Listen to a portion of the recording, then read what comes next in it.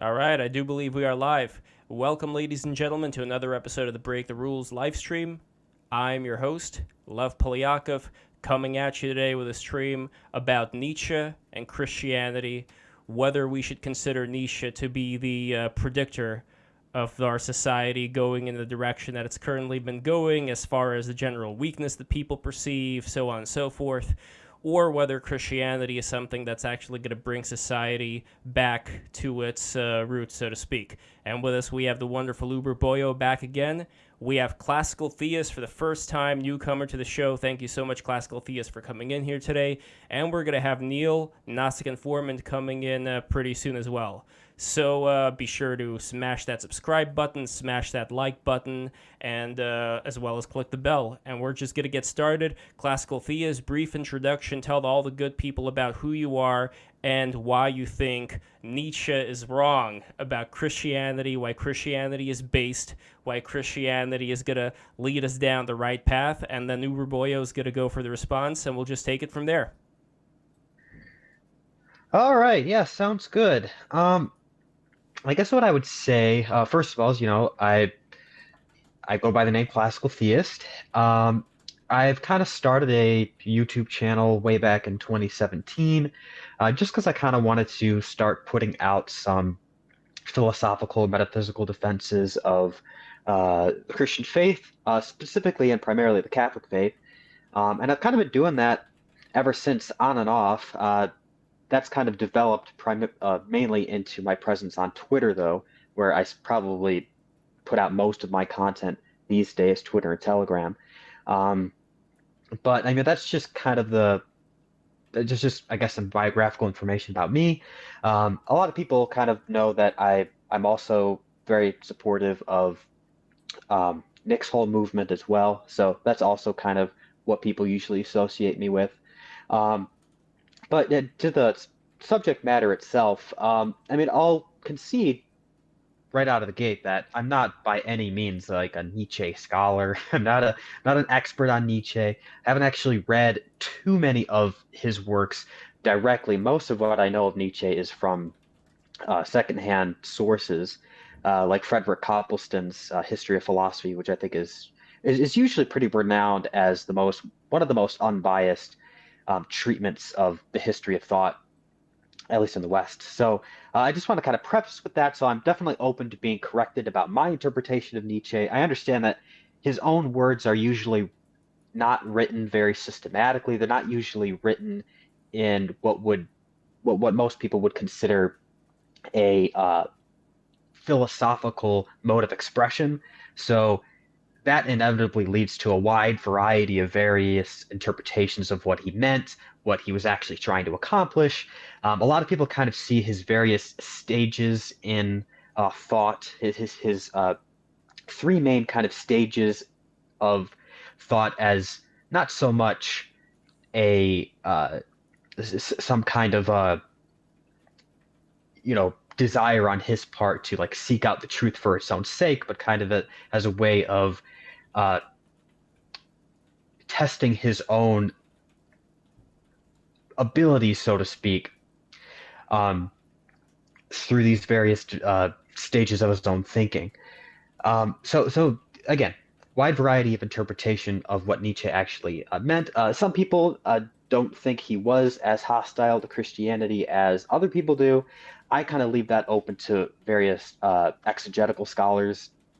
Uh, but what I would say with respect to Christianity is that um, I certainly wouldn't discount everything he says about Christianity because there is definitely a sense in which I know that he, for example, believes that democracy and socialism, etc., are kind of derivatives of Christianity. And I would say that there's certainly a sense in which that's true.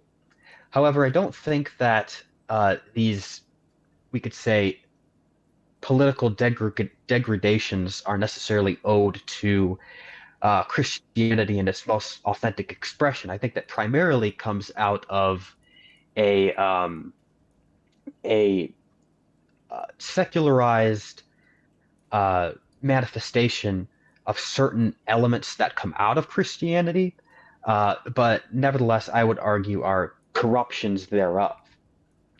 So, to, I don't know if you want me to, like, in a few minutes, just give like a pitch for Christianity contra Nietzsche, Well, but I what think I would, we're gonna get to that level after Uberboyo responds. So I think you're going to be building up on what Uberboyo says and so on and so forth. And Neil's in the house as well. So welcome, Neil, Gnostic yeah, informant. what I would say though, first and foremost, if I could just preface this conversation a little bit, I do think that a fundamental failure of Nietzsche, though, is his inability to really deal head on with the metaphysical foundations of Christianity. So I don't think he really, and it doesn't even seem primarily to even be his intention to refute so much the truth claims of Christianity, as if he's presenting some kind of alternative metaphysical vision of the cosmos. He doesn't really do much of that. I mean, I wouldn't say, I would certainly concede that his notion of the will to power as sort of a universal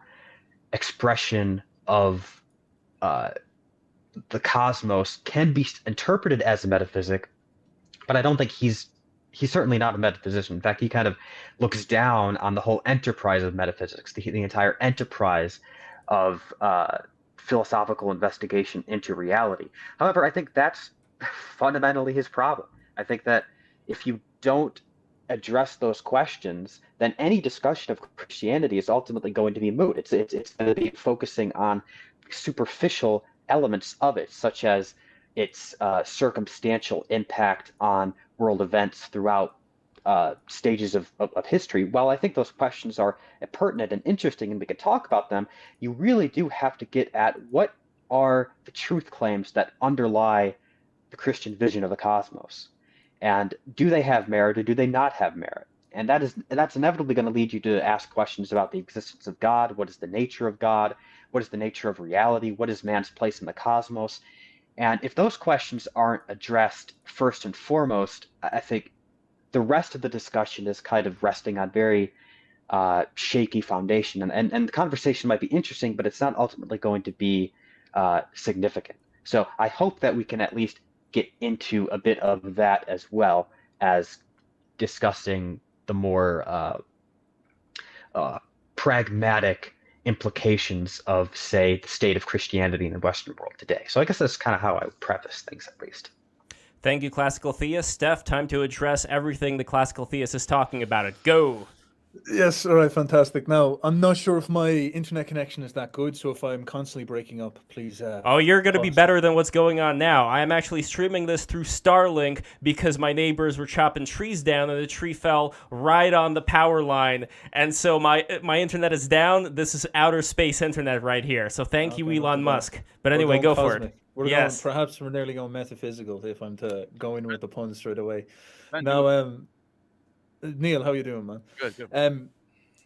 Mr. Classical Theist, you present yourself very well. Thank you very much for the introduction, and I love the way you're approaching this, and you're being sincere about maybe the horizons of your knowledge. So I should be sincere as well. I've talked to lots of Christians before, and we constantly actually start to butt heads on the metaphysic thing. So maybe we'll actually get to that at some point. We could spend a bit of time talking about that because that's something where you'll kind of see what I mean as we go further into it. That does seem to be the place where the hammer falls. Now, I'd like to try frame the argument a couple of ways and try make it as accessible for you as possible, because if you're not like super well read in Nietzsche, I don't want to come in pretentiously and turn this into like an education on what Nietzsche actually meant. I guess it's about establishing the situation. Like we probably both align with the idea that the West is in a state of cultural decline in some sense, or a cultural crisis, we could put it this way. And even both Nietzsche's worldview and the Christian worldview is suggesting that this is a bad thing. The liberals, for example, were saying this is a fantastic thing. We're going in the right direction. Now, the thesis then comes is that, well, what is causing this? What is the driving force behind this?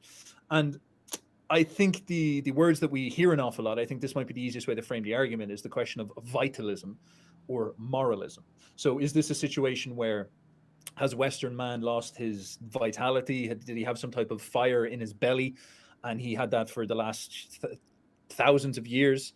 And because of comfort or a variety of different reasons, Nietzsche, for example, might even accuse Christianity of this, but we'll get into that later. Because of whatever reason, that vitality has died out and he has lost his will. He no longer has a strong will to power, and he's falling into a state of slavery. And so in order to save him, he needs to reignite that will to power, and that will actually fill him with creative energy once again and self-confidence.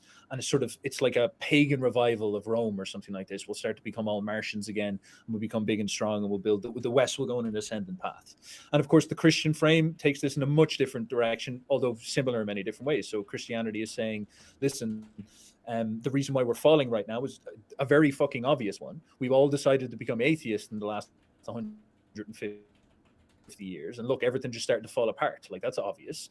And because we all decided to become atheists and follow Sam Harris and Richard Dawkins, we've all decided to stick our girlfriends up on OnlyFans and watch porn all the time. And it's like we've lost our morality, we've lost our alignment with the logos, I guess you could say, and we're no longer acting and adhering to a moral order. And so if we all start to allow ourselves to align with the logos, which would make us think logically, that would also make us then we have to act logically if we align ourselves and confess our soul to Christ. And then this will lead to correct behaviors, which will lead to the foundations of civilizational structures. And then all of a sudden we'd be back on a decline again, and we'd be in a new renaissance in no time. The Catholic Church wins. Yippee. Here we fucking Irish Catholic, by the way. So I'm coming in that direction.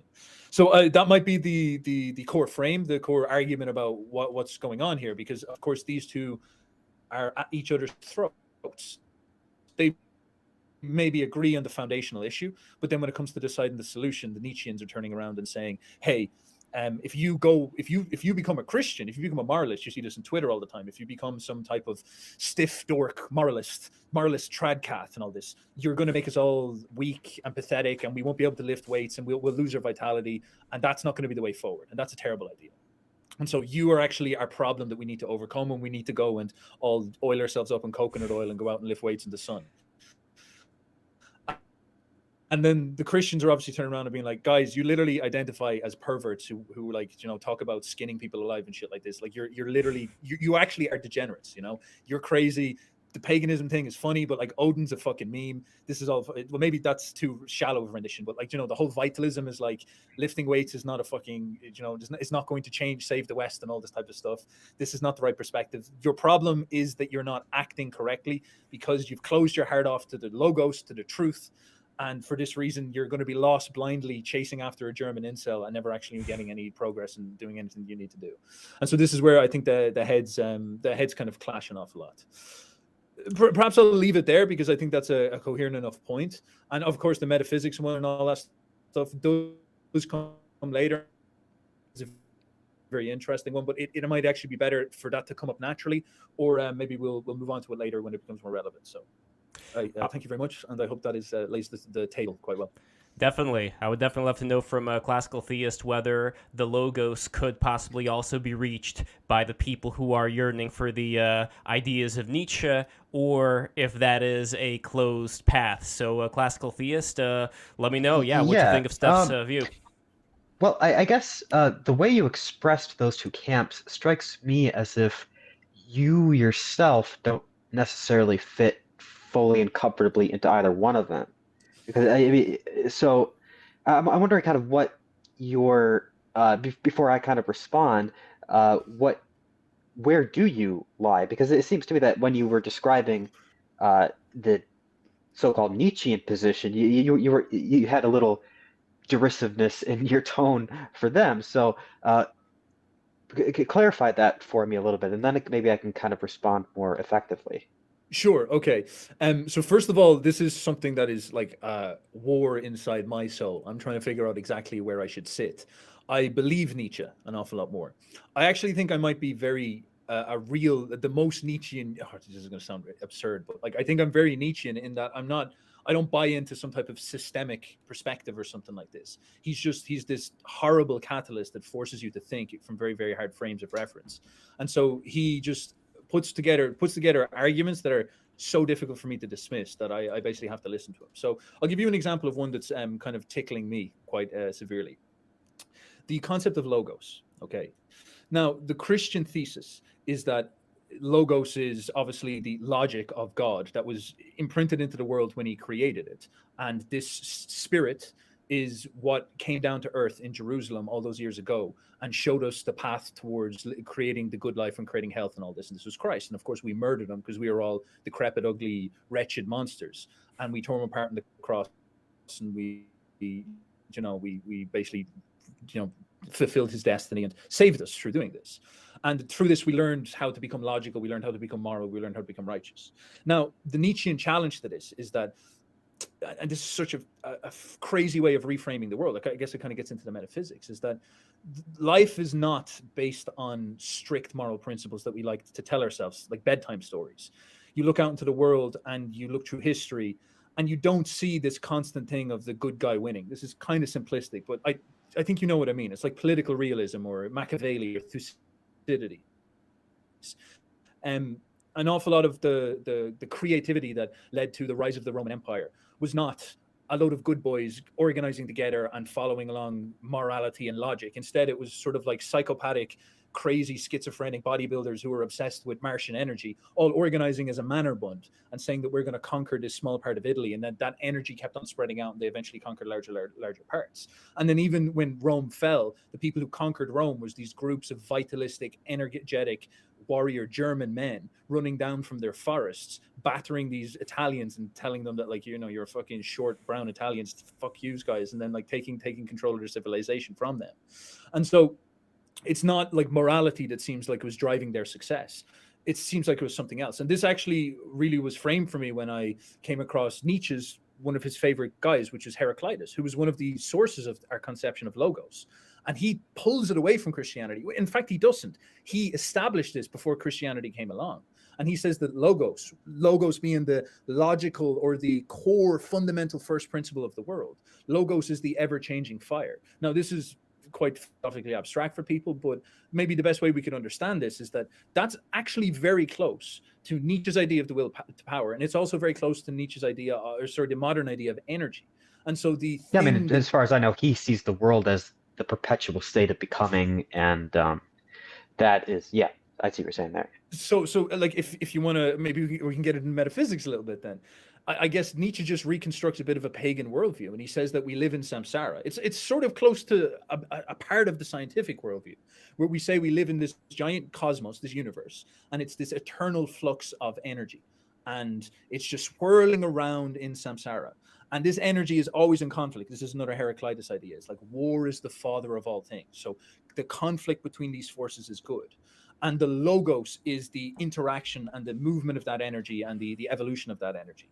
And I guess the thesis that Nietzsche would present is that interpretation of the world, and therefore the logos, is the correct one. And if you build your worldview on this and you try to cultivate more energy and more of that, will to power, I guess you could say, in yourself, it leads to strength and health, which actually leads to the good life and success and, the Platonic ideals, I guess, in a way. And it's saying that the Christian moralism is it castrates that, that the Christian even view of logos is incorrect entirely, and it moves it in the wrong direction. So this is sort of what I'm trying to figure out at the moment, and that's my best attempt to present it in down to earth language. Classical theist. Yeah, I mean, I actually really quite enjoyed that presentation of it. I think that I would say a few things. I think it's good that I think we're going down to the level of the very root of where these ideas, I think, originate from. I think what I would say first and foremost, though, is that the way I kind of approach this from the very beginning doesn't have really so much to do with what sets of ideas or what framework within which to see the world leads to, say, civilizational achievement. That is much more of a secondary byproduct of what I would consider are much more fundamental and important principles that have to be worked out before we can even discuss what leads to the good life, what leads to civilizational achievement. I mean, to even measure what is a civilizational achievement versus what isn't a civilizational achievement sort of requires us to do, it does require us to do metaphysics. It does require us to go back to first principles and sort of establish, okay, uh, what is the ontological basis for the possibility of civilizational achievement or civilizational good or societal good or what have you.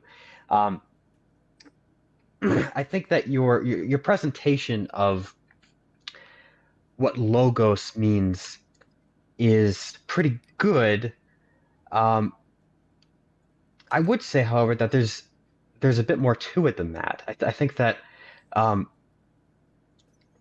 in I don't think it should be read primarily through the lens of morality. I think morality is something that is more of the human participation in an order of being that is much broader than human morality. It's much broader than even humanity itself. Um, we would say, for example, that the human moral order is sort of our rational participation in the eternal law of God, which moves in and through everything that exists. So, for example, uh, the the teleological impulse that leads to a tree achieving its full health, achieving its well-being as a tree. That dynamic, the dynamics, the teleological dynamics that are in play there are really the same thing that are in play for human beings, just uh, at a higher order, because we are also endowed with reason and will. So we sort of have the ability to cooperate with the divine order of the cosmos to keep human nature itself in alignment with with the same pattern of divine wisdom that's imbued in everything else. So I don't think morality, human morality, is so much the impetus behind the Christian doctrine of the Logos. Human morality is more of a byproduct of uh, metaphysical considerations that are, in a certain sense, independent of anthropomorphic or anthropocentric considerations. Uh, we have this conception in the Thomistic tradition that uh, the world is related to God, but God is not really related to the world. Um, God has no real relationship to the world because he's undetermined by anything other than himself. He's undetermined by anything that's finite. And so uh, when we get into these questions of what is the logos, we're really asking questions that are thoroughly unrelated to human morality in itself, but nevertheless do, as a byproduct, have very strong and grave implications for human morality. Whether human morality or whether the Christian conception of the logos vis-a-vis human morality leads to a sort of, shall we say, retreat from the kind of crucible that leads to greatness, perhaps we could say. I would sort of leave that to an extent as an open question. I mean, I think in certain cases in history, sure. I mean, the restraints that are put upon human beings by Christian morality does prevent you from engaging in certain activities that might end up leading to various heights of human achievement. I can concede that. On the other hand, Christian morality and Christian virtue can also serve as a catalyst for human achievement. I mean, if we have a vision of the world that views something like aesthetic accomplishment, human achievement, doing well for your own body, doing well for your family, these various human achievements that I think are someone like Nietzsche would hold up as laudable, if the impetus behind seeking out these things is contextualized within a broader eschatological vision of the world, that has tremendous influence to inspire those great works and to bring about the kind of restraint of the passions that are necessary uh, to cultivate the uh, focus necessary to bring about those human achievements. I think a without this moderating influence of a Christian perspective of what is virtuous and what is vicious, uh, how one uh, how one exercises the will to power, there's really no uh, common consensus of where that should, what direction that should even lead one to. I mean, uh, it seems to me without this metaphysical conception of the logos that can undergird uh, our understanding of vice and virtue, I don't see how, like, sure, the will to power in humanity could lead to great civilizational heights like we see in ancient Greece and Rome. It could equally lead to, uh, I would say, human activities that I think you and I would agree are quite uh, morally degenerate. I mean, what's to say that what we see in, say, transgenderism, how can we absolutely rule that out as a an expression of the will to power if the will to power is not ultimately rooted in our rational or spiritual or intellectual grasp of the real and true order of things that are imbued in the cosmos from a transcendent source. So, I mean, I guess I'm rambling a little bit, but I think that's sort of how I would at least begin to frame my disagreement. Before Uberboyo responds, there's something I need to ask, which is, you said, Uberboyo, before that there was this very almost Dionysian type of energy that a lot of these early Christians had. And when I look at that, it does not look to me like the kind of Christians where it's like very philosophical and, you know, very thoughtful and looking towards various ideas that came before, whether we're talking about Platonism and so on and so forth. Would you guys say, and I want to get Neil on this as well, would you guys say that the early Christians, the ones that were responsible for actually creating the Catholic Church, were they bookworms, or were they these in a frenzy type of state people who, or like a regular Roman would look at and say, oh my God, these are like the SJWs of today? I don't know if that is an apt comparison or not. Early Christians? Yeah. Oh yeah. Could we shelve that a little bit later, because that's a Sure. great conversation. But Sure. We'll go deep into it. I'll write it down That, here. that would be a derailment. You're right, Boyo. That would be a derailment of the conversation, obviously. Yeah. Yeah. No, like Neil would be fantastic in that, because he's got a great historical depth of the early Christians. But it's like it's a big conversation, because like it's a very interesting one, and I'd love to hear Mr. Classical. If I can add to the logos just real quick, if you don't mind. Sure. Because you made a good point with Heraclitus and his definition, and this word sort of becomes this like center of philosophy, center of debate for even up until right now. Like here we are discussing what even logos is, and by the time it gets to Plato seems to apply the logos to the world in a sense where you start getting people say that the mind of Zeus is the logos, and that the demiurgic power of creation is the logos. Like that is it. And so Mercury or Hermes gets called the logos because he's the messenger. He's the word of Zeus in a way. And by the time we get to Philo of Alexandria, he likes this concept, this new Plato's idea of what the logos is. And instead of, and he even writes about Mercury being the logos in his works actually. But he takes that and applies it to Judaism and says that the logos is the Son of God, who will inherit the kingdom of heaven and will judge and bring the kingdom. And so now you have this Now Philo is the one who gives us the Christian logos. Basically, Christians are looking back to Philo, and when John's writing John 1, he's taking Philo's definition of this logos character, who is the embodiment of truth and wisdom and life.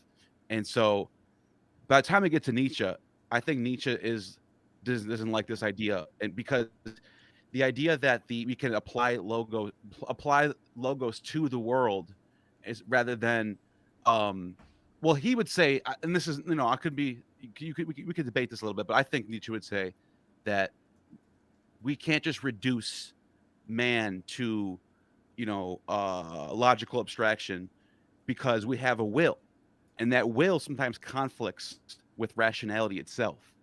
And so Nietzsche, like myself, actually was going back to the world of the ancient Greeks and looking back before Christianity and trying to look for certain things in which he puts together this concept of the Ubermensch, where the people on top are going to drive the force of society. They're the ones that are going to make all the changes. And so, with that being said, I think he didn't like. I think his opposition to Christianity in that sense was that it is sort of a preacher of equality mentality, and he even writes about. I forgot which book it is, but I could find it if you guys really want me to. He even says when he's talking about the Soviet, he's talking about Soviet. He's talking about communism somewhere, and he's saying that this is not new at all. He said this is coming from the monasteries, the church communities across the Roman Empire lived like this. This is nothing new. This is from the Christians. Communism is a Christian thing. And so if you guys can challenge me on that, I can demonstrate he said that. I could find it somewhere, but it was anarchism. He talks about it. Yeah, you know what I'm talking about. Yeah, because the communists weren't really around, but it was like he was talking about essentially who would become the communists. Like he was talking about those people. There's a lot you said there, so I want to try grab all of this stuff and keep it as focused as possible, because we'll be going into all sorts of different directions. So, Neil, I get to yours after I get to Mr. Classical Theists. Loads of things I'd actually love to hear more about what you mean by these, Mr. Theist. The teleological impulse inside of a tree. So, the tree when you're describing that, are you saying that the tree has a will and it's trying to form into the apex, the uber tree, I guess, in some sense? And are you saying that the will that drives that tree into its form is the will of God?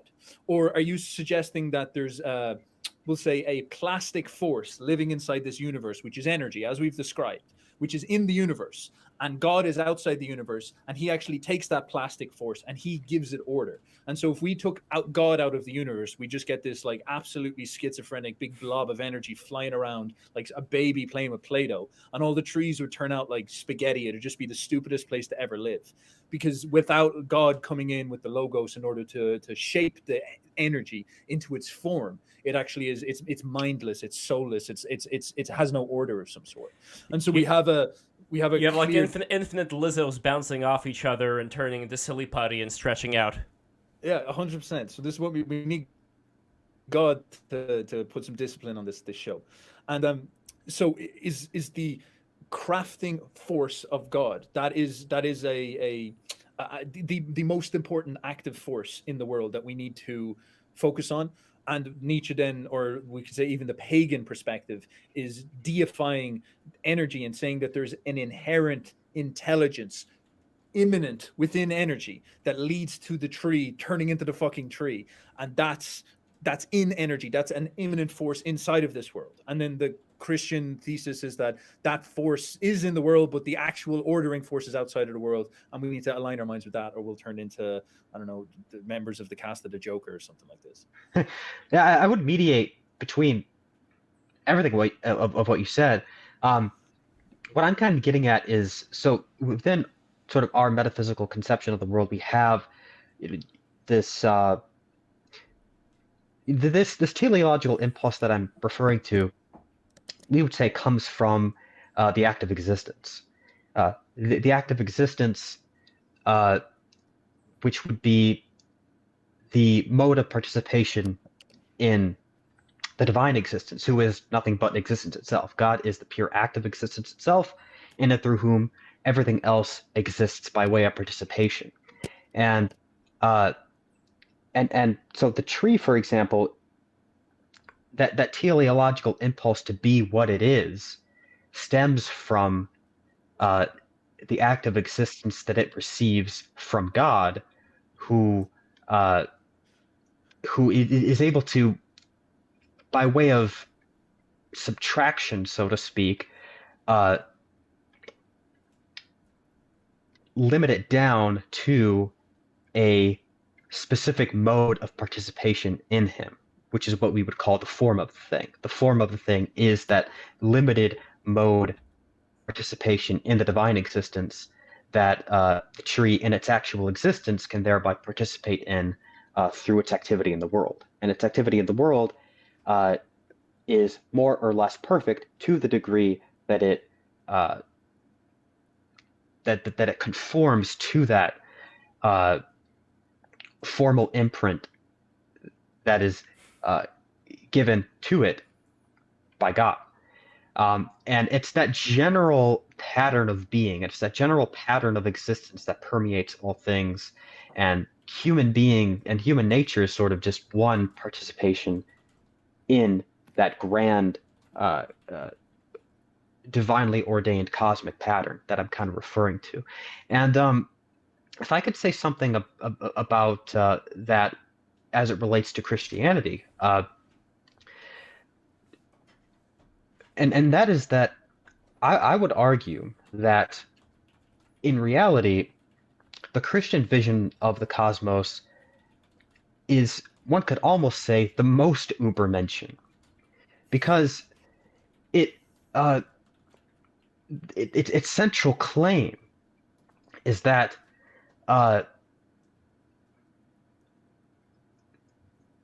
God, who already exists from all eternity as a trinity of divine persons, and he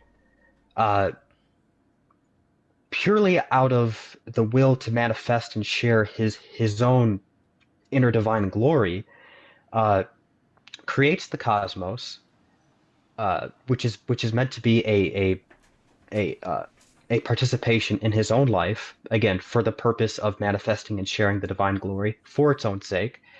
The cosmos ends up, because God creates the cosmos and imbues in the cosmos its own proper and authentic mode of being. The cosmos is sort of created with this dynamic capacity to act in accordance with this with this logos, we could say, through whom all things are made, or to act against it, or to act in ways that are counter to what we would say would be the true order of perfection that is imbued within creation. Creation itself has the capacity to stand athwart that. And we would say this began with the fall of the angels. The angels are the first, are sort of the first fruits of this divine impulse to manifest and share his glory outside of himself. But the angels aren't the be-all and end-all. God also wills for the entire created order, the entire cosmos, to also share in his inner divine perfection and his inner divine glory. And this is achieved principally through the creation of man. Man is, we would call, the minor mundi, the microcosm of all creation. He contains within himself every element of the great chain of being, right? He shares with all of the non-inanimate matter, the basic chemical compounds, basic chemical compositions that are shared with inanimate matter. He also shares with vegetative life and animal life, those elements that are proper to those grades of the hierarchy of being. And he also shares with the angel the direct participation in the life of the spirit, of intellect and will. And so man sums up the entire cosmos, right? this Quite speaks literally, to too, by the way. I just want to add quite literally, too, if we're talking about the shape of the human body, where you would start out with, like, the reproductive organs being all the way in the bottom, and then going to the heart that balances everything out, and then the head, kind of like the antenna, like the bulb of the antenna that's in connection with the cosmos. So even in the way that the human body is made, you could see examples of various esoteric yes, designs, like the Kabbalah, for instance, or the yes, seven I would say chakras so, and yeah. so forth. Yeah, there is a connection there. But anyway, go on. So yeah, so the human being in his own essential constitution is sort of that way in which the lowest grades, the lowest, could even say the dirtiest grades of creation are able to be overcome, so to speak, and brought into alignment with glory. And that's the initial vision for the human being. Of course, but the human being has that likewise that inner impulse, the inner capacity to stand athwart that divine plan, and he did, we would say. And in this, that's obviously the story of Adam and Eve. What Christ does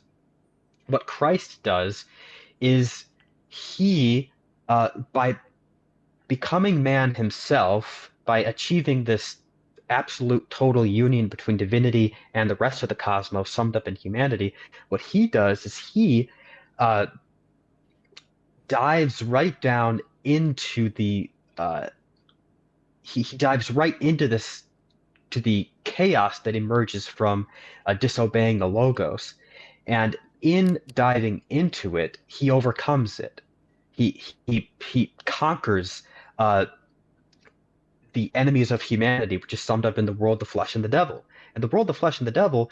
This is actually the true source that brings humanity down to slavery. I would argue it's the world, the flesh, and the devil that captivate our true and proper will to power, which should be sourced in the divine pattern. Because it's only in aligning our will to power with the divine order that he put in creation that we can actually tap into infinite glory. Because if the will to power is turned inwardly on oneself, then there's that has nowhere really to go ultimately. It's going to end in death, because it likewise is finite. It's not going to. It might lead to some temporal achievement, civilizational achievement, to be sure, but if it's not linked to an infinite wellspring of glory, then I don't really see a point to it. So to that extent, I would argue that Christianity, in the Christ figure, in this incarnational metaphysics, and in Christ's descent into chaos and conquering our true enemies, which culminates in his resurrection and glorified status sitting at the right hand of the Father. This enables us to transcend, I would argue, the forces that really keep us down, the forces that truly enslave us.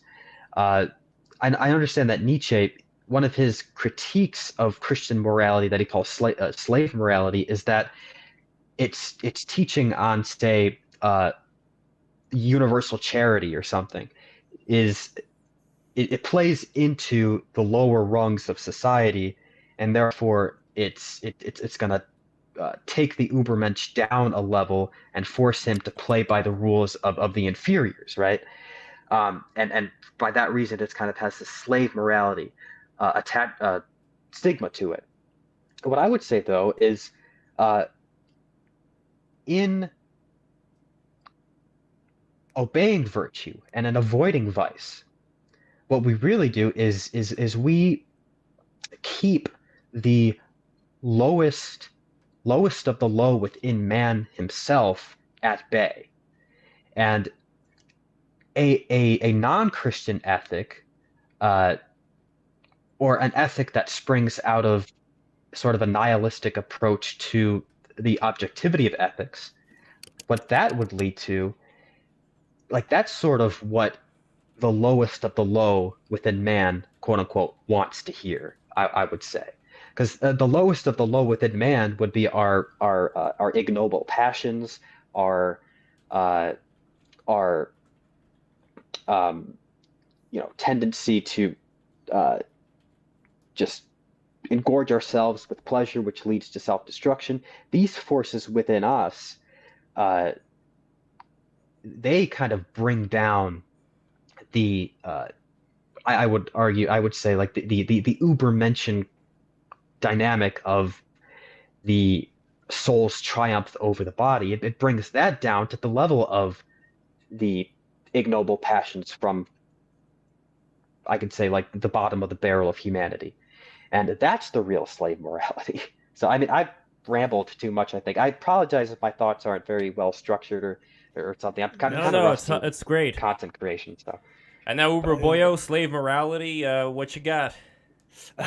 I'm gonna shelf that for maybe a little bit later because you've brought us some very interesting things. So this is pretty base take on Christianity. You know, this is we're talking. We could get the bodybuilders behind this. All right, I'm sure. This reminds me. You probably are talking about pivato boni, which is the idea that there's no real evil in some sense, or there's not some substance to the devil, but in fact all that really exists is God. And so the way I'm trying to imagine this in my head is I imagine, like, there's just this empty solar system with like not very much going on, and then at the center of it you have this ever powerful sun that's exploding out all the energy, and that creates all the planets, and that creates all the heat, which creates all the life. So it's kind of a question that if you're like, you're living on Earth, and imagine, like, all right, metaphorically imagine God's the sun, and it's sort of like, if you want energy, go to the sun. Which, by the way, a lot of church fathers, they love that analogy for the divine of the sun. A lot of the Eastern fathers. So I like that. And that makes sense. And it's how I actually can see this in my head, what you're describing, because the sun is this central force, and it's basically like there is, like, what is empty space? It's just darkness. There's nothing there.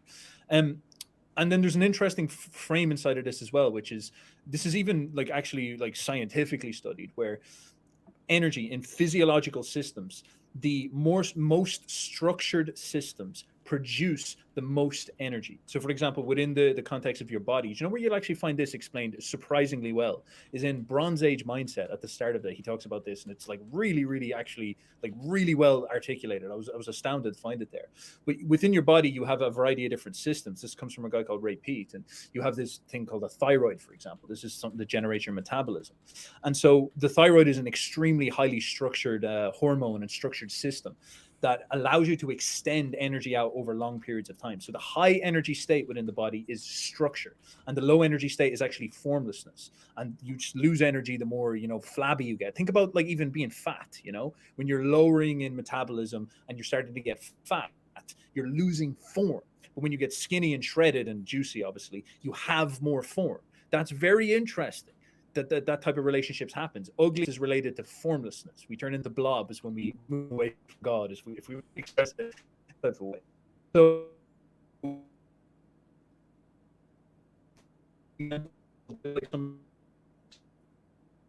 purring around inside the sun that creates everything connecting together. Am I all good? You're all good. No worries. Yeah, I can hear you. Yeah. Okay, sweet. So it creates all the interaction of form creates the explosion of energy that's the sun, which leaves derivatively to all the life that's around it. So I absolutely get that, and I think it's a very powerful way of looking at everything. If I could say one more thing about that before you go on, but if not, by all means, just continue and I'll talk after. No, go on, because tangents are going to come up all over the fucking place. So you may as well go. I appreciate that. I think that's a really important analogy, because it seems to me Nietzsche, his conception is that the very idea of God stands in direct opposition to proper human achievement, or to the cultivation of the Ubermensch. The very idea of God, the very idea of some transcendent source of all things, the very idea of God. I can tell you, but if he said, go ahead. He says that because he decided that between the centuries-long debate between Epicurus and Plato, that if there's either forms, heaven and hell, or everything's atoms and void, which means this reality, that this universe that we're in right now, is it. And Nietzsche agreed with Epicurus and said This is it. We have to find our greatness here. We're not just going to wait for some God to bring us in another realm and live in heaven, hoping that it's going to happen. Do it now. Let's get great right here, right now. And I think he's right. I mean, that's one of the big things of Nietzsche that I really agree on. I don't agree on a lot of the stuff Nietzsche says, but that I do agree on. This is it. Like we're not like you talk about in classical theist. You said, yeah, without like even the lowly can get redeemed and stuff. Well, that's fine and dandy, but like, what about greatness? What about driving everything forward? What's going to be the power driving the force of society to the next level?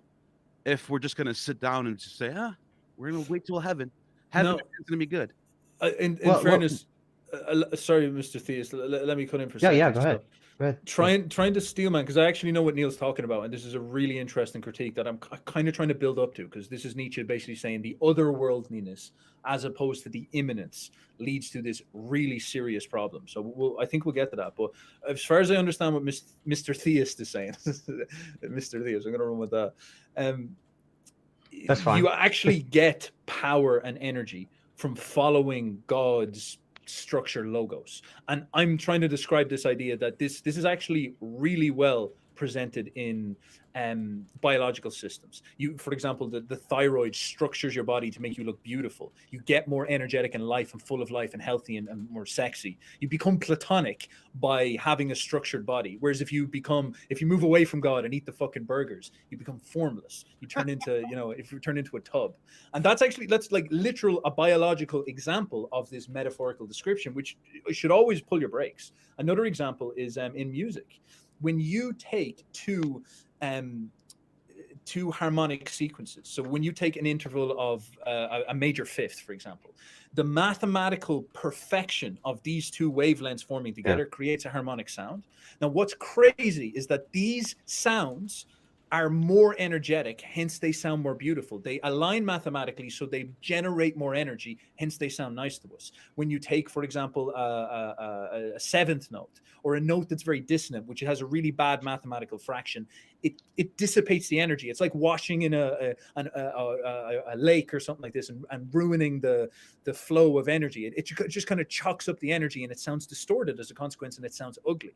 Again, another example of this precise principle manifesting here. And so I think what Mr. Theist is basically saying is that if you want greatness, if you want energy in this world, you have to understand that inside this world, is some sort of logical, principled force. Force is not the right word. Set of ideas. It's actually a very scientific way of thinking. This is why I think Christianity led to science, as Nietzsche said. That if you actually get close to this, or you obey this, it will give for you energy, which will also give for you beauty, which will also give for you, I guess you could say, good. All of things are related together. And out of the world comes success. Out of the world comes greatness. Out of the world comes all of these things. And I think that's a very important frame, the best frame Christianity can present. I'd like to, I love what you said, and I'd like to talk very briefly about two things related to what was said. One about the otherworldliness of Christianity and the relationship between transcendence and immanence in Christianity. With respect to like focusing purely on the otherworldly, and therefore we neglect the world as it is now. First thing I just want to kind of preface is to say, just look at what are the Christian virtues. Like, let's talk about that for a second. We have, of course, in the Catholic system, we have the three theological virtues of faith, hope, and charity.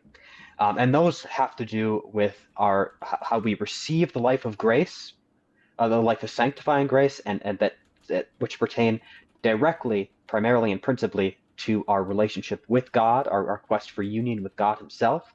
But that doesn't exhaust the Christian virtues. It's not just faith, hope, and charity. It's also the cardinal virtues, which are what? They're fortitude, temperance, prudence, etc. You can kind of go on and on. Talk about the fruits of the Holy Spirit, the gifts of the Holy Spirit. But focus on like fortitude and temperance and prudence for a second. These, and of course there's justice as well. These pertain directly and specifically to our life on earth. And the more we cultivate the virtues of of prudence, of temperance and fortitude, the more we bring ourselves in alignment with God, Do the you more think we bring ourselves in alignment with the life of sanctifying grace in the soul. do you And think it's the cultivation. Yeah, go ahead. do you think that Christianity is the only worldview or religion that brings those principles, those spiritual principles into the fold? No, no, I would Yeah. not say that. Okay, because I mean, we're talking back in the ancient world. Empedocles said that justice should be deified and worshipped, and No, I that's mean, I like these are by no means unique to Christian revelation, but they're contextualized within a system that is unique. So, um, it's it's in the uh, it's in the practicing of these virtues, which stem from faith, hope, and charity in the soul, which enable us to contextualize all these virtues to be elevated to a state of existence that goes beyond beyond our nature, um, which doesn't just enable us to live in alignment with God, but enables us to participate in the very inner life of the Trinity itself. And uh, to the extent that we uh, not only follow these virtues, but also uh, but also uh, live the life of grace itself. Um, that is how we attain union with God. And the thing about Christianity is that it, yes, it does place of primary importance the eschaton, right? The end of all things, eschatological truths about the world to come. That is true. But ironically, I would argue that in placing our ultimate summum bonum in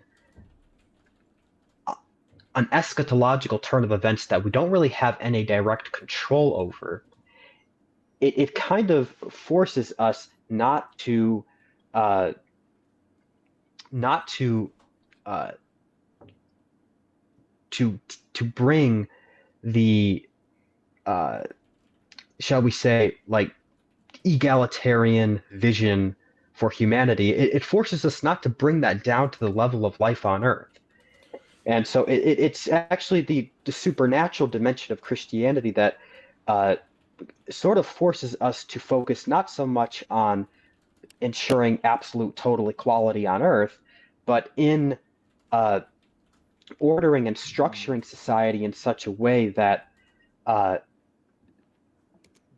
the inequalities that Christianity acknowledges exist in within society, but ordering them in such a way that can uh, maximize uh, virtue and diminish vice according to the proper ordering of each member of society. So it embraces the inequality of humanity, actually, because it's able to contextualize inequality within a principle of equality that is supernaturally grounded.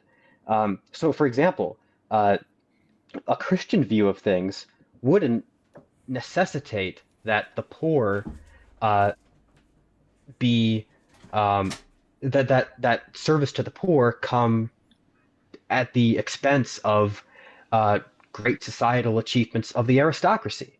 Uh, Pope Leo XIII, in his encyclical Rerum Novarum, talks about how uh, when uh, when this notion of the universal logos is properly applied to human society, it will bring out the best in each class, and it will not lead to class warfare because, for one, Christianity would say that the highest member of society, or rather, I should say, uh, while it is true that like the highest members of society and the aristocracy are supposed to, they're supposed to be generous with what they have and with what they've achieved, and because that leads to their own self-fulfillment and their own perfection.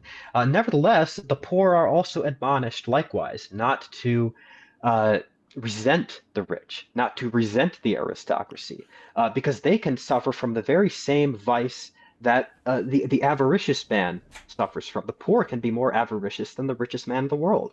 And this is what Christ talks about being poor in spirit. Being poor in spirit means that we have a healthy detachment from material things. But the poor and the lowest rungs of society, they can be just as guilty of avarice as the very poor and the very rich. And so the vision of Christianity is to contextualize these inequalities that exist, to respect them, to actually embrace them, but to contextualize them within this broader vision of the common good, so that each member of society, in fully participating in society to the extent that he can, to the extent that he's fully, or to the extent that he's properly fulfilling his sort of given role, and that role is given either by nature or given by society itself.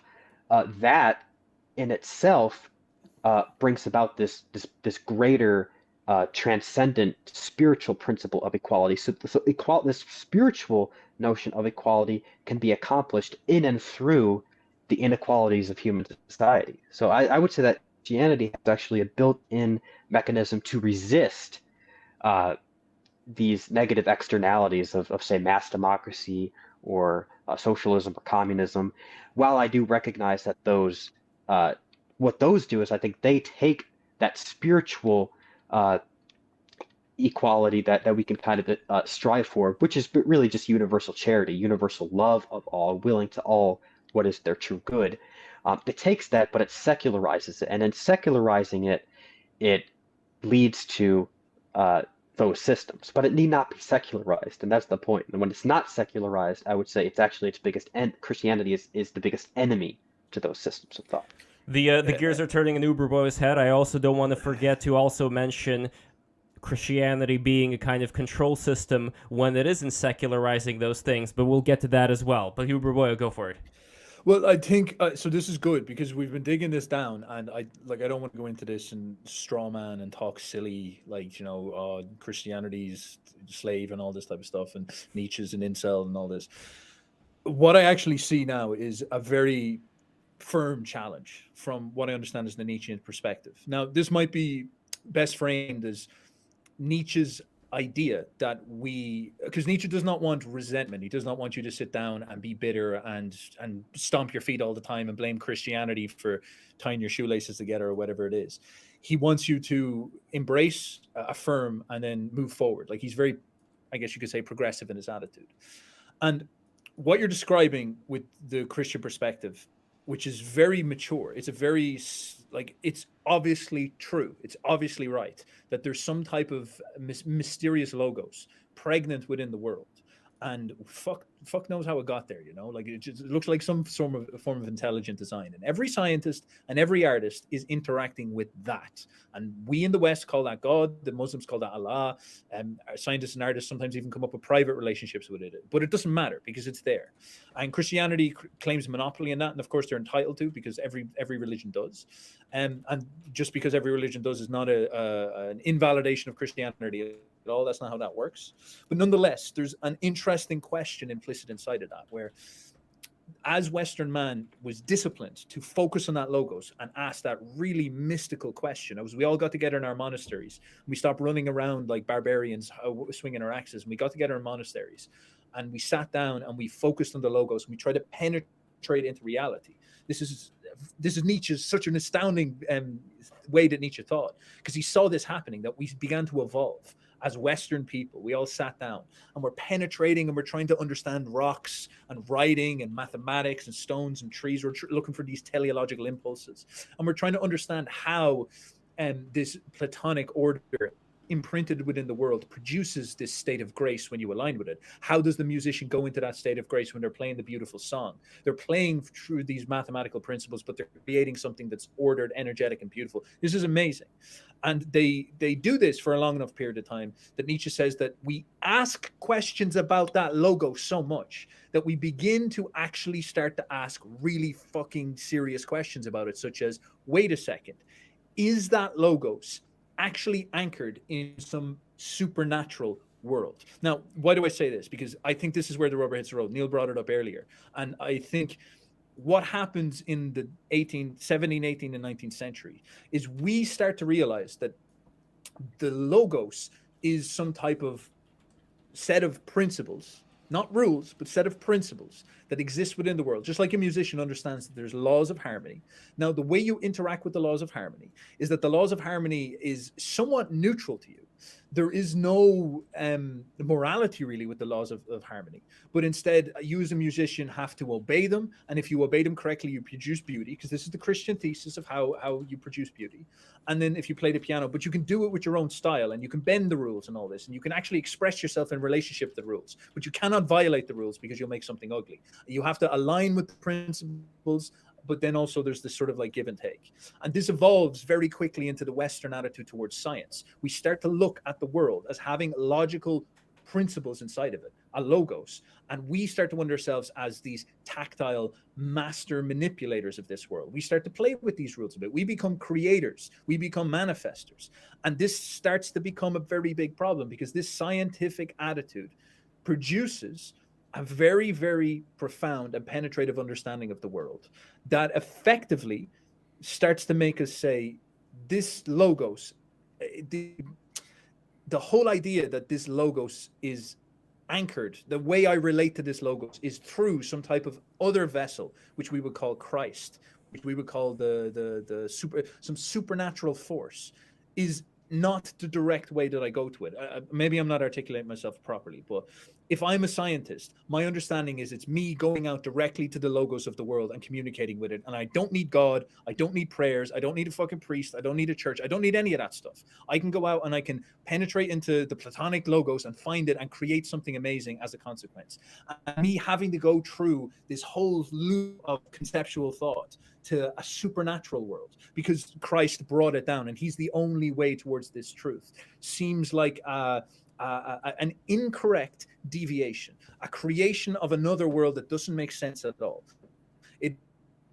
It seems like it's just wholly unnecessary in order to achieve the state of grace with which what science can do directly. And so I basically guess the thesis is that you can reach the divine in a sort of secular way. And you don't need the supernatural deviant point through Christianity and all these things as a consequence. And we were sort of educated by Christianity to think that way. And weirdly, then we subverted it in and of itself. Now, I've said a hell of a lot of stuff there. I'm not sure if you're even following, but please, I'd love to hear your thoughts. Yeah, no, I actually. So what I would argue, though, is that that seems to maybe, to an extent, oversimplify the progression of Western thought vis-a-vis the role of empirical science as sort of an outgrowth of that impulse to deepen our engagement with the logos as imprinted in created things. But I would argue is actually that in a certain way, the turning away from the more, I guess we could say, philosophical or metaphysical dimensions of intellectual inquiry to the purely physical laws of nature and our ability to manipulate those for some technological achievement or whatever, that is in itself not so much a progression but a degradation. It's turning it, because I would say that the logos are, maybe we could say I mean, we could still use this word, but like the vestiges of the logos that are imprinted in created things, it exists through a hierarchy of order.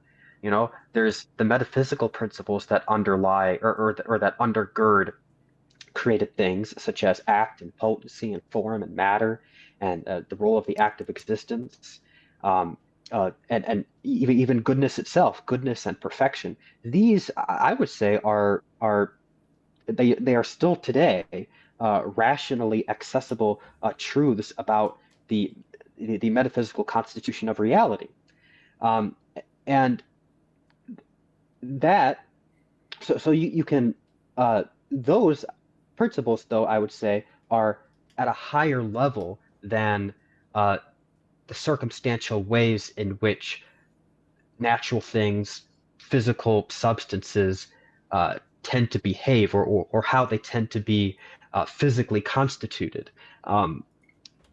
either chemically or subatomically or biologically, what have you.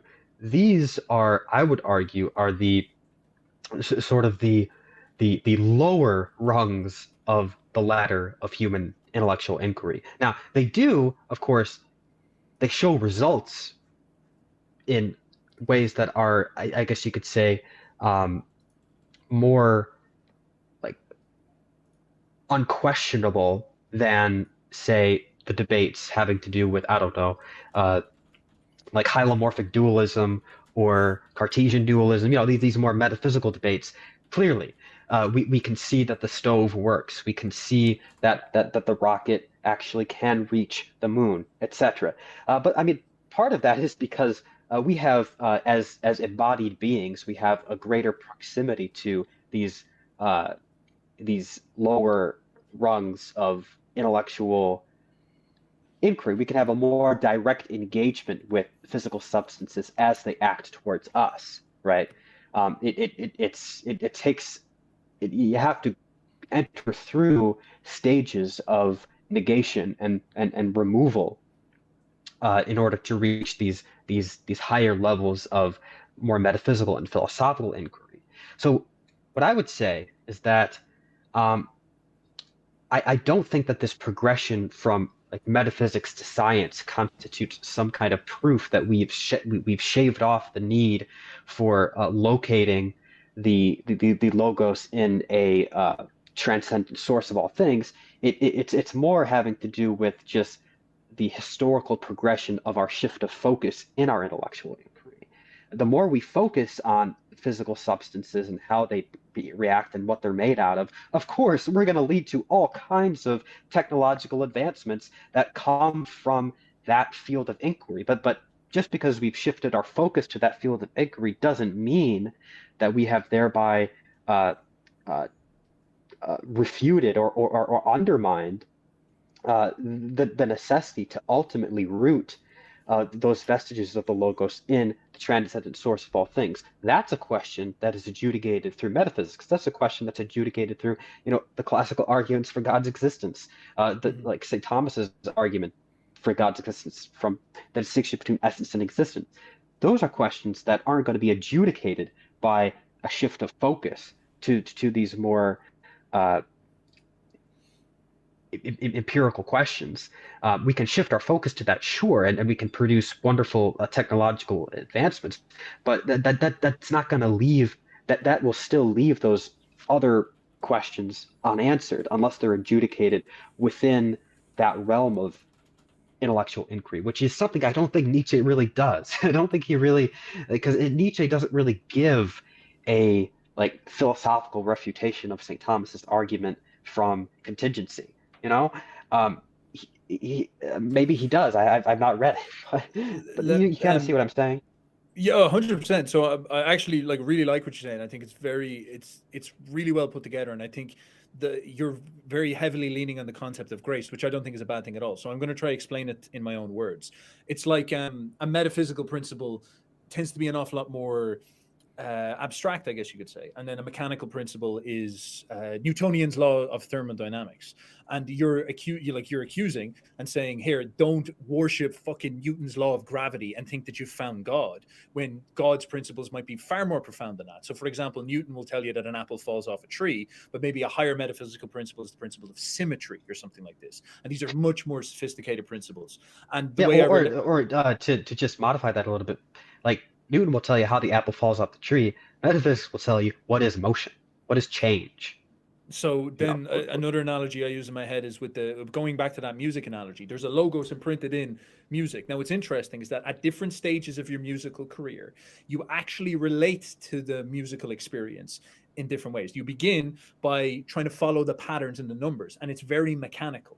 Your interaction with the law, and you could even look at music and look at it in this very autistic, spurgy, I've got to get all the harmonics together, but that actually doesn't produce good music. It can produce sort of nice music that's technically clean, but it doesn't produce actual, you could call it graceful music. Whereas if you listen to a true talented composer, they're hitting all of the mechanical laws of harmony, but they're also doing it with abstract, you could call them metaphysical things, feel, emotion, passion, some other intangibles that are really, or mystical intuition.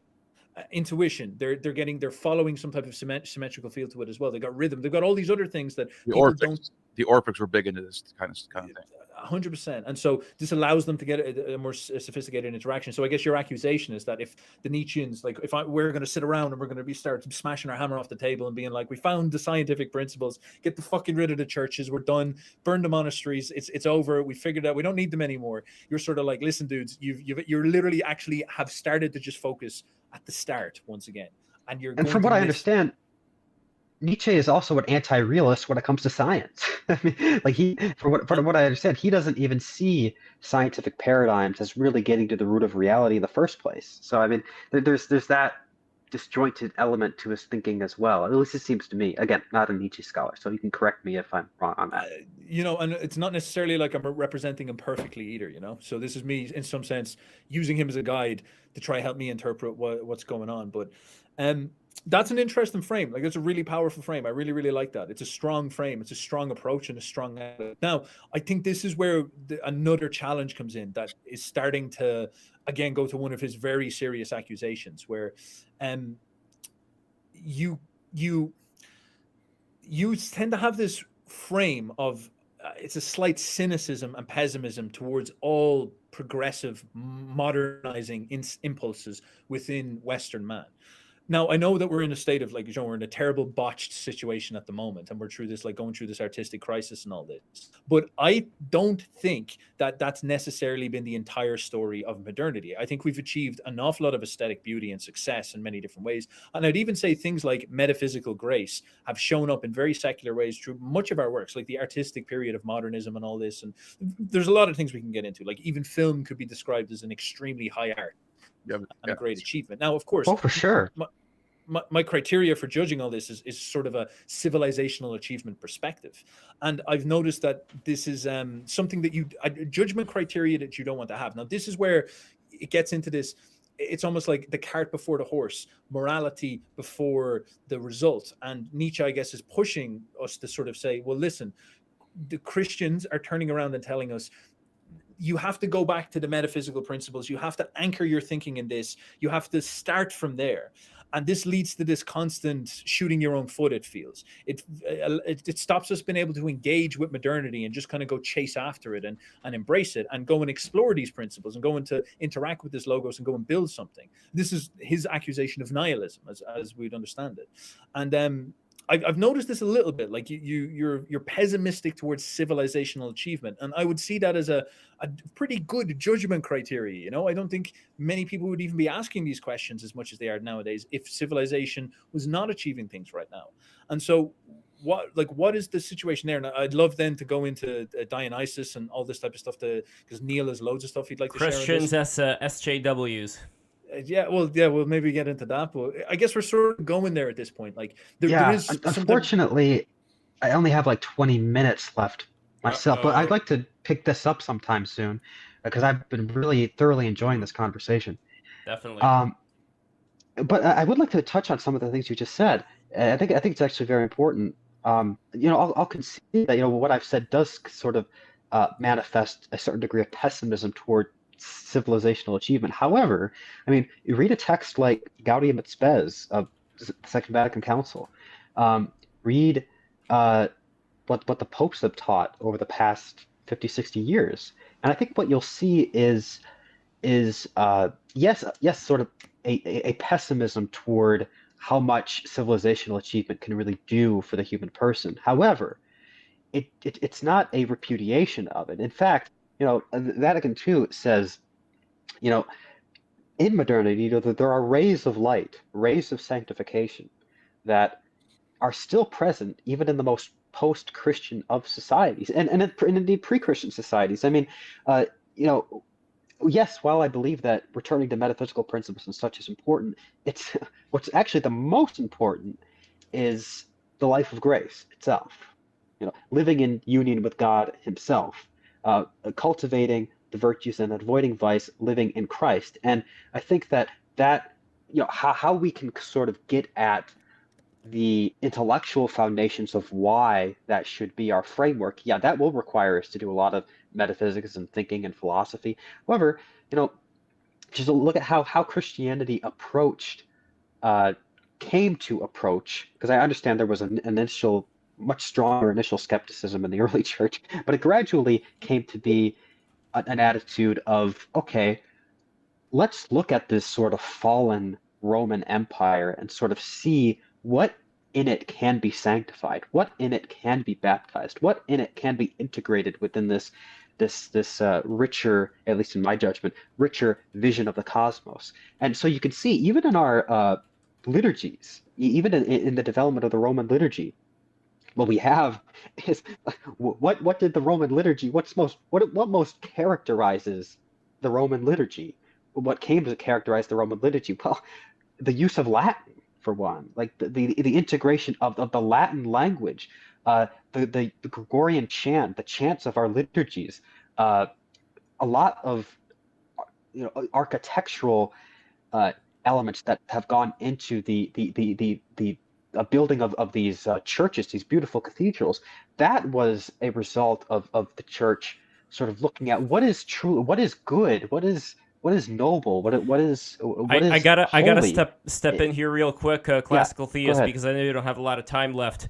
So regarding the Latin situation, while Latin is a very beautiful language and Latin mass is incredible, when it comes to how knowledge was transmitted to people, one of the issues that I've always had with this idea of the great chain of being is that in a way you are applying a control system over the populace when they don't really know what exactly is being said. If I understand it correctly, they go to church, they hear the priest say what they say, and then they go home. After obviously the printing press, we've had we've had the schism within the church the second time around, and we have had people who you could say took things into their own hands for better or worse, and a lot of times it was worse when it came to things like socialism and so on and so forth.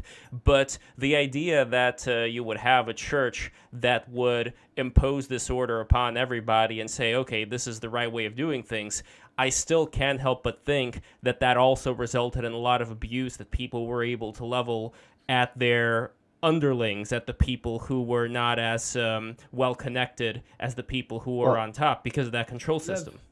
I almost wonder if the hierarchical structure of the church is probably something that like a true Nietzschean would probably admire to some extent, maybe.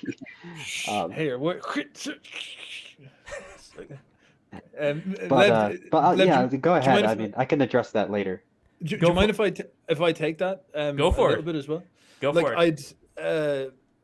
Man, like you're describing a flaw in human nature less so than like I would see this, and I'm not trying to be rude, but the church is I look at it like a body, the church is trying to create this system. St. Paul does too. There you go, the body politic. We're trying to create this system. We're trying to create this structure that is going to try to bring a large amount of people who are busy working on farms, like a load of drunk Irish people, and they're trying to bring them towards the fucking crazy shit that we're talking about here, the logos. They're trying to bring them towards more order in their life. Nietzsche himself even says this. The credit must be given to Christianity and for Buddhism for being able to bring a people who would have been having their nose in the floor to begin looking at something beyond themselves. And these type of structures are necessarily going to be put into place in order to help take people. Now, people are always going to have to be led in some way. Like, look now, we freed everybody from Christianity and everybody just follows the fucking news as if it's the new church. There's no difference whatsoever. Like, it just does not work this way. I'm sure within the synagogues, there's the same groupthink as well that's annoying as fuck in many different ways. Take it outside of religion altogether and you have secular political parties. Like people think in groups. Like we are group thinkers in some sense. And I think Catholicism certainly would have some type of hierarchical structure because it wants to try to establish an order over what people think to create a sort of structured way of working and all this. And it's, I don't know, would I'd like the free thinking and all this type of stuff, but at the same time, you have to, there's other questions you need to ask because your ultimate goal is to try get towards the grace thing.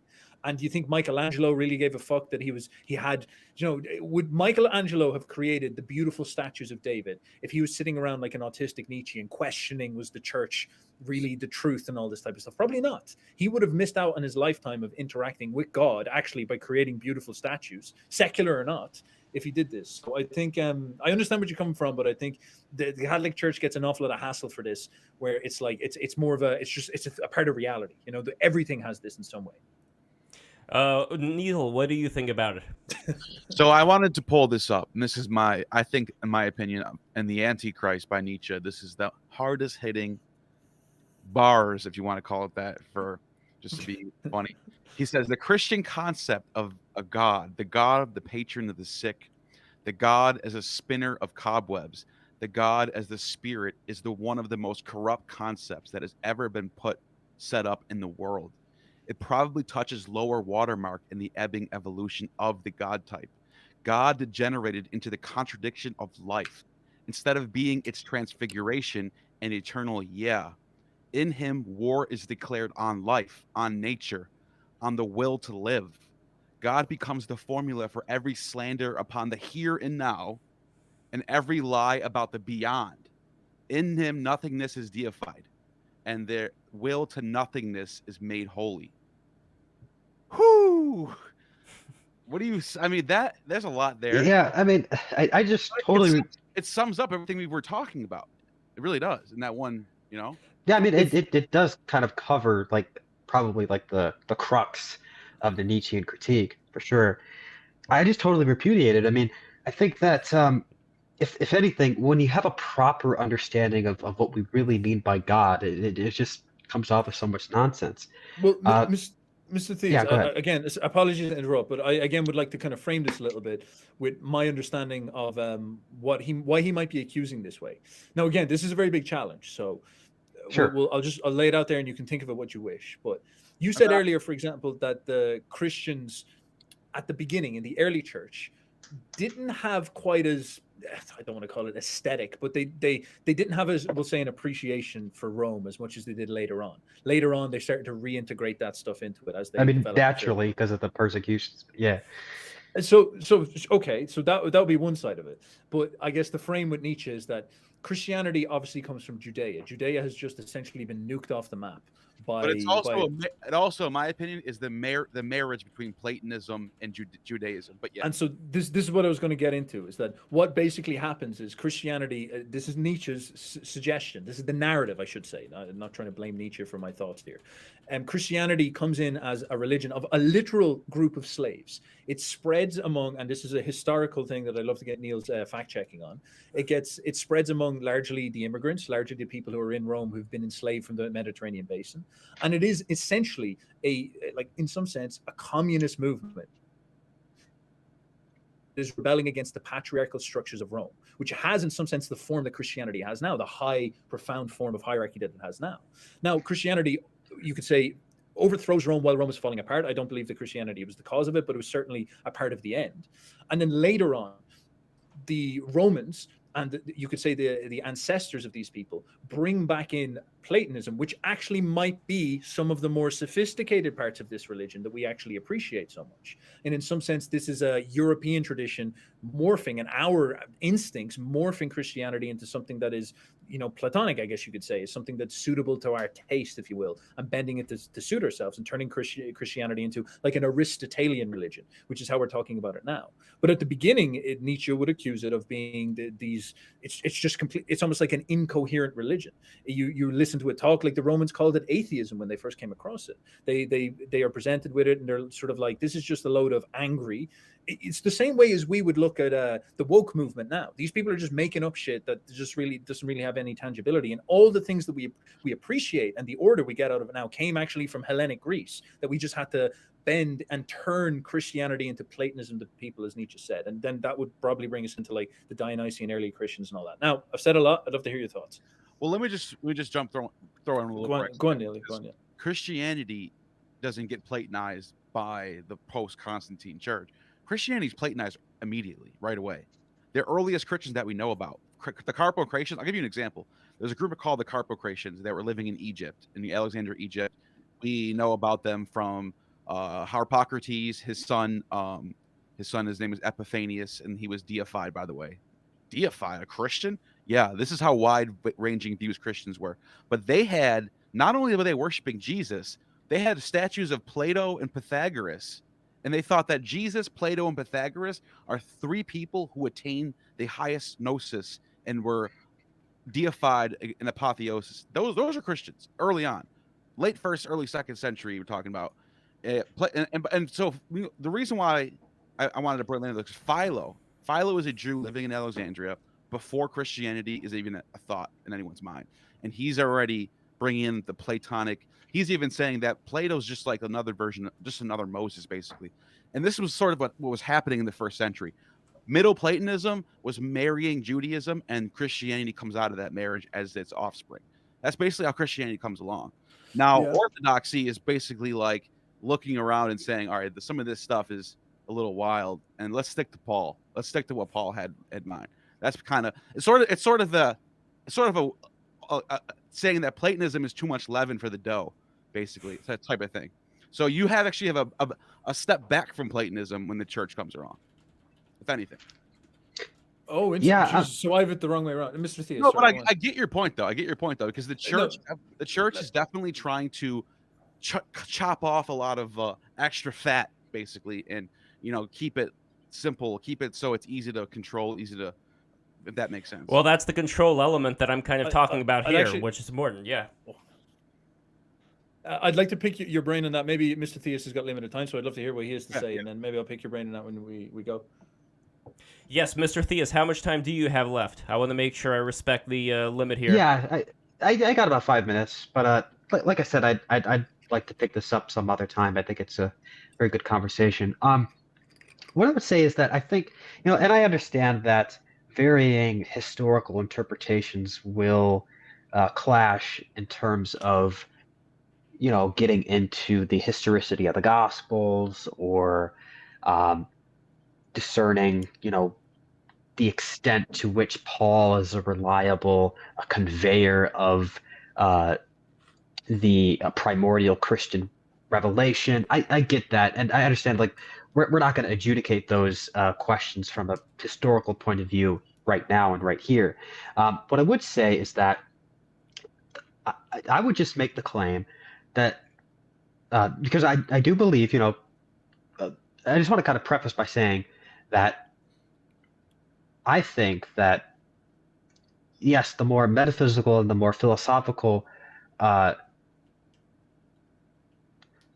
more you pursue those considerations, those metaphysical and philosophical considerations about the divine, the more you will come to understand the radical coherence that obtains between that conception of divinity and its incarnational implications. And so I kind of root the essential plausibility of Christianity in that coherence, that I think the more you study the existence and nature and attributes of God from a metaphysical and philosophical angle, the more you will see the rational plausibility of that reality becoming one with humanity in the incarnation, and then digging into history and seeing where that may have been manifested. Now, again, that's the actual historical arguments that underlie that would have to be tabled for another time. But what I would say is that if you kind of are already thinking along those lines, and then you, as a matter of faith, as a leap of faith, you accept the reliability of the Gospels and the general and the essential reliability of the Church to adjudicate for us what is the authentic interpretation of divine revelation, then I think once you accept that, and then you, or at least you accept that as one possible hypothesis, and then you go back and read the Gospels as they are presented to us through the Church, and you read the Apostolic Fathers, and you read the ante and post-Nicene Church Fathers, you begin to see, first and foremost, through the reading of the Scriptures themselves, again, as presented to us through the Church, so the Gospels, Matthew, Mark, Luke, John, the Pauline epistles, the Catholic letters, Revelation, and then the Apostolic Fathers and the ante and post-Nicene Fathers, I would argue you do see a profound degree of intrinsic coherence between those elements of Greek philosophy that the Church has salvaged and biblical revelation. And again, I understand that can take us into a whole debate about historical, exegetical interpretation of various biblical passages. But again, just from the standpoint of someone who accepts the church as an outgrowth of this rational plausibility in the incarnational God, I see it as very plausible and persuasive. So that I do not actually see the Christ of the Gospels as playing into the hands, so to speak, of some like anti-intellectual Roman precursor to the woke mob or whatever you want to say. I think the more you read and digest the teachings of Jesus, the teachings of Jesus that he proclaims with respect to his own ontological identity with the divinity, the more you ponder that, the more you accept that and integrate it within your interior and spiritual life, you will actually find in that a message that is totally antithetical to that way of thinking. I mean, Christ, what he says, render unto Caesar what is Caesar's, and to God what is God's. That in itself, mystically meditated upon, opens up a whole way of opposing the kind of like, I guess you could say, communistic, anti-aristocratic agitation that you might say channels the true spirit of Christianity. I would say that the more you meditate on the teachings of Jesus in the Gospels, the more you see that's not the case. But it And we also don't have opens up time an aristocratic agitation on the other side, though. Like when people were saying that there's a similarity between Christianity and Nietzscheanism as far as the authoritarianism goes, I tend to agree. I think that there is some kind of a horseshoe theory, you could say, based. Yes, that's right, Uberboyo. I'm calling it out. Because both sides, they are not big fans of liberalism in general. So on one hand, you would have people that would be all SJW about poor people, and on the other hand, you would have people who would want this very strict hierarchy. Neither of those I personally see as being the way to go. And I don't know, it's very difficult to navigate these waters, but I definitely appreciate. Again, I mean, yeah, I would just say like the Catholic theological tradition, with respect to that very question, on how we should approach, let's say, human inequality, and how we should approach civilizational achievement in light of human inequality, how we should approach the tension between those two things. I think the Catholic intellectual and theological tradition synthesizes this very well. I mean, I think that the more we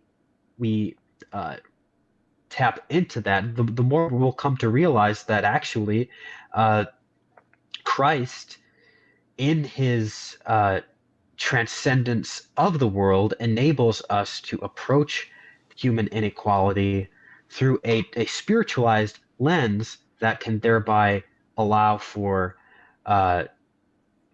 the aristocracy to thrive, for civilizational achievement to thrive, while also making sure that doesn't turn us into to like some kind of like a totalitarian state that would totally trample the rights of the poor.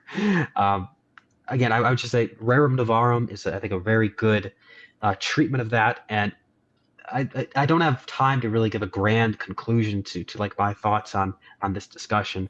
So we got to do a second one for sure. Classical Theist, I really appreciate you coming in. I think we should. And we're going to do it on Patreon. Patreon.com/breaktherules. I consulted nobody about this. This is spur of the moment because I want to get more people on Patreon. So become a patron today, patreon.com/breaktherules. And we are going to do another Patreon exclusive where we are going to get down in the nitty-gritty of liberalism versus both Catholicism on one hand and Nietzscheanism, the Ubermensch, on the other hand. Yes. So, Levi, you telling me there's this horseshoe that I can get that takes the most evil parts of Nietzscheanism, Christianity, and merges them together to make this sort of like Uber world perspective. And we're gonna sell some Patreon. What's going on? That's right. We got to ride the horse on the rough road that is our existence, which is why we need to equip ourselves with the horseshoes. But anyway. Okay. Good stuff. All right. All right, I think this is the end of the Um, stream pretty much, unless, I don't know, Neil, Uberboyo, do you guys want to stick around a bit? Because I know Classical has to go right now. Doesn't matter to me. I'd love to pick Neil's brain. I'd actually like to ask him a couple All of right, things. excellent. Mr. Theus, Yeah. Let's do it. Mr. Theus, thank you very much for your time. And like, it was actually like, it's a pleasure. It's a pleasure talking. It's really good to someone who's just polite, like well informed, well read. It's fantastic. So thank you very much. Yeah, then likewise. I really enjoyed your thoughts. I actually just turned out more interesting than I thought it was going to be. So, Okay, yeah, thanks, bye. I'll enjoy following through with this in the future. Thanks for having me on, and I Thank you also so much. enjoyed your thoughts, Neil, as well. Yeah, nice meeting you, definitely. Thank you. And where All can right. people find you before you go? Yeah. So on Twitter, I'm at classical theist. Theist was taken, so it's like a classical theist without the T at the end. It's kind of embarrassing, but whatever. So that's where you can find me on Twitter. I'm also on Telegram at classical theist. On YouTube, also classical theist, and also I stream on cozy.tv. So that's cozy.tv/classical theist. Big supporter of that platform and the community with it. So, thanks again. Thank you. And that T, by the way, that's not a T, it's the cross, which you are yearning towards, as are other Christians, to get closer to. So there we go. That's how the Twitter thing works. Yeah. All right. Thank you. God bless you all. Thank you. God bless you. God All bless, right, guys. bro. So we're going to keep going here with Neil, Gnostic Informant.